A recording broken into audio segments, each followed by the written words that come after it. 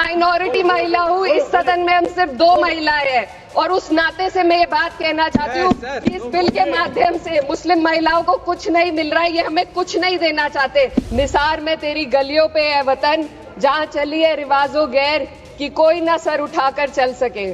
कि अभी ईद की रौनक बुझी भी नहीं थी और हमारी जड़ों पर एक नया फरमान लाया गया। पहले उत्तर प्रदेश में मुसलमानों को नमाज पढ़ने पर रोक लगाई और फिर सौगात में ये बिल लाया गया। ये वही सरकार है जिसने राम जन्मभूमि ट्रस्ट में ये लिख दिया कि जिला अधिकारी भी अगर होगा तो हिंदू होना चाहिए। कोई मुझे बताए कि वहाँ पर सेक्युलरिज्म का रस क्यों नहीं घोला गया। सुश्री इकरा चौधरी जी, प्लीज आप बोलिएगा। धन्यवाद सभापति जी। मैं सबसे पहले दाद देना चाहती हूँ इस बिल के टाइमिंग की कि अभी ईद की रौनक बुझी भी नहीं थी और हमारी जड़ों पर एक नया फरमान लाया गया। पहले उत्तर प्रदेश में मुसलमानों को नमाज पढ़ने पर रोक लगाई और फिर सौगात में ये बिल लाया गया। निसार में तेरी गलियों पे है वतन, जहाँ चली है रिवाजो गैर कि कोई ना सर उठाकर चल सके। मैं सभापति जी आपको ये बताना चाहती हूँ कि ईद के मौके पर एक विधवा महिला अपनी लड़की के साथ मेरे पास आई और उसने बताया कि वह एक वक्फ की प्रॉपर्टी में रहती है, वही उसके सर पर छत का काम भी करती है और उसकी रोजी रोटी भी वहीं से आती है। वो इस बिल को लेकर इतनी फिक्रमंद थी कि कहीं उससे वो उसकी संपत्ति ना छीन ली जाए। वो अकेली एक ऐसी महिला नहीं है, ऐसे लाखों लोग हैं जो वक्फ की गरीब महिलाएं जो वक्फ की संपत्ति से अपना रोजगार चला रहे हैं। और ये जो वक्फ बाय यूजर क्लॉज के हटाने से लाखों वक्फ की जायदाद अपना स्टेटस खो देंगी और लाखों लोग इसी तरीके के लोग सड़कों पर आ जाएंगे। वक्फ क्या है, वक्फ बाय यूजर क्या है? इसका ये मतलब है कि कोई जायदाद अगर सालों से दीन और भलाई के कामों के लिए इस्तेमाल हो रही हो तो वो खुद ब खुद वक्फ मानी जाएगी। हिंदुस्तान की अदालतों ने भी इस बात को तस्लीम किया है। वक्फ बाय यूजर सिर्फ वक्फ बोर्ड को ही मिली कोई खास सौगात नहीं है, ये बल्कि सभी अन्य धार्मिक ट्रस्टों को परंपरा और यूज के आधार पर बिना किसी डॉक्यूमेंटेशन के धार्मिक चरित्र को डिक्लेयर करने का राइट मिला हुआ है। भारत के संविधान के आर्टिकल 13 क्लॉज 3 में कस्टम और यूसेज को कानूनी वैधानिकता प्रदान करता है। इसी आर्टिकल से वक्फ बाय यूजर भी निकला गया है। इस बिल के कानून बनने पर वक्फ बोर्ड तो इस प्रोविजन से हाथ धो बैठेगा, लेकिन अन्य धार्मिक ट्रस्टों को यह सुविधा जारी रहेगी। इससे भारतीय संविधान के आर्टिकल 14 और 15 का सीधा उल्लंघन है, जो धर्म और जाति के आधार पर भेदभाव और कानून के सामने सभी की बराबरी पर जोर देता है।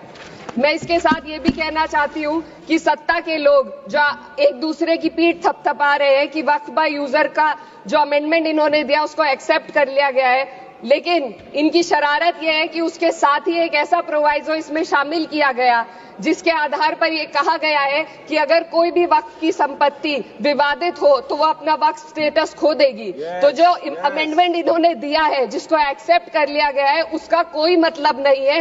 ये इनकी नीयत है जो साफ जाहिर हो रही है। सोने पर सुहागा एक काम और किया है। सरकार ने वक्फ की कानून के सेक्शन 107 को हटाकर लिमिटेशन एक्ट में 12 साल तक ही किसी के खिलाफ अदालत में जाने का प्रोविजन है। सेक्शन 107 में बोर्ड को लिमिटेशन एक्ट से राहत मिली हुई थी। वक्फ बोर्ड कभी भी अवैध कब्जाधारियों के खिलाफ अदालत जा सकता था। अगर ये सेक्शन ना हो तो अवैध कब्जा करने वाले लोग कानूनी प्रक्रिया का फायदा उठाकर वक्फ की प्रॉपर्टी को हड़प सकते हैं। अन्य धार्मिक ट्रस्टों पर भी ये लिमिटेशन एक्ट लागू नहीं होती, तो फिर वक्फ बोर्ड के साथ ये सौतेला रवैया क्यों किया जा रहा है? धर्म को देखकर दोहरी नीति क्यों अपनाई जा रही है? सेक्शन 107 और वक्फ बाय यूजर को अगर एक साथ पढ़ा जाए तो इससे लाखों वक्फ की प्रॉपर्टी पर कब्जा किया जाएगा। इसलिए ये बिल मुसलमान की भलाई का नहीं बल्कि उनके वजूद और विरासत को मिटाने का बिल है। हिंदुस्तान में बहुत सारे धार्मिक ट्रस्ट हैं जिसमें उस खास मजहब के लोग शामिल होते हैं और उसका इंतजाम करते हैं। और ये बात समझ में आने वाली भी है, क्योंकि जो व्यक्ति अपने मजहब के रीति रिवाज को जितना अच्छे से समझ सकता है, किसी अन्य मजहब का व्यक्ति नहीं समझ सकता। आर्टिकल 26 क्लॉज 2 के तहत धार्मिक संप्रदायों को अपने मजहबी इदारों के एडमिनिस्ट्रेशन का हक देता है, लेकिन वक्फ बोर्ड के बारे में इसको उल्टा किया जा। Sir 2 minute sir please 2 minutes. सरकार इसे एक सेक्युलर बॉडी मान रही है और इसमें गैर मुस्लिमों को शामिल करने की बात कह रही है।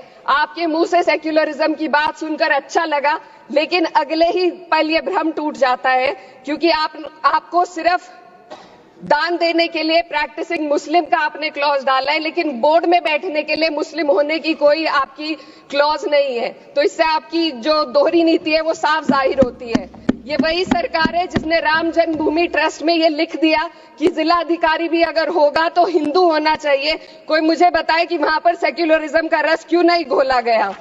सर आखिर में मैं अपनी बात को खत्म करने से पहले महिलाओं का मुद्दा बार बार उठाया जा रहा है। सरकार का कहना है कि बोर्ड में मुस्लिम महिलाओं को रिप्रेजेंटेशन देंगे।